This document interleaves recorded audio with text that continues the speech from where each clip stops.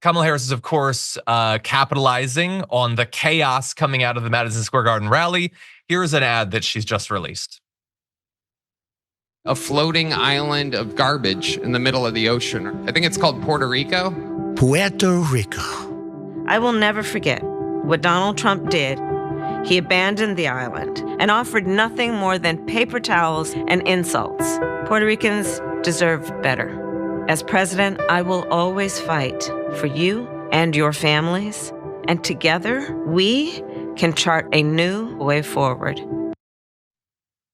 So obviously there's a bit of a contrast in how the two campaigns talk about or think about Puerto Rico.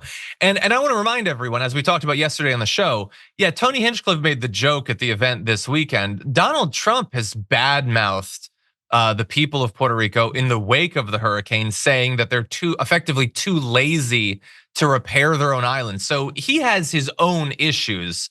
And they pointed out some of the other issues in posts like this. He did talk about the enemy from within. He talked about the media being the enemy of the American people. He said plenty of horrible things at that event as well. And I also just want to remind everyone, like, a lot of people want to hide behind, this was just a joke the guy told. Like, yeah, he said his thing and it was intended to be a joke and he's not Donald Trump. But would anyone have been shocked if Trump himself had just said it as a line in a speech? It's a floating island of garbage. I will remind everyone, he spent the last week rolling out his "we've become the world's garbage can. We're being filled up by the trash of other third world nations." A storm is tearing up the digital media industry. Only our audience can save us in these difficult times. Help us reach our goal of 100,000 new members at tyt.com/team. I would argue Hinchcliffe was not nearly as bad as what Donald Trump was saying all throughout last week. And I'm glad that Harris is pointing it out. She's pairing it, by the way, with this policy, economic proposals for the Puerto Rican community. And to be very clear, she's got this opportunity economy task force, wants to create jobs.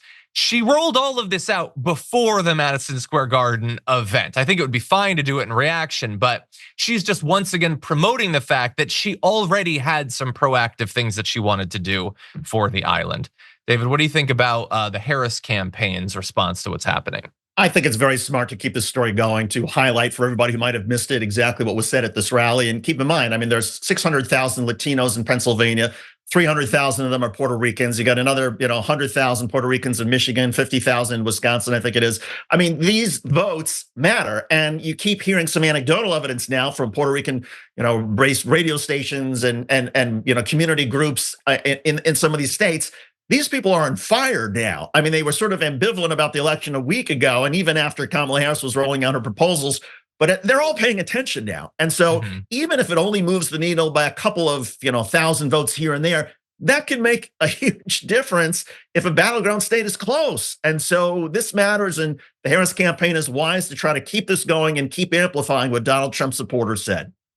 I certainly agree. I'm glad that they're focusing on it. I know there's a lot of social media activity, and as we're about to get into, there's a lot of other people that are helping to make sure that people know about this. It's such a strange way to close out the campaign.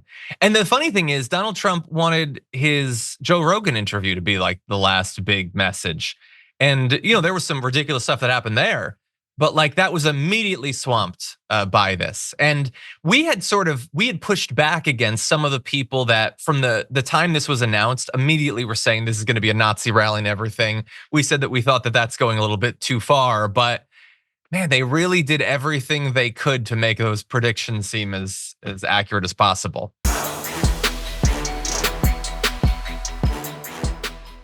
Members make a difference here at TYT. You help make the show happen, and we see you in the chat with your loyalty badge. Click the join button to become a member today.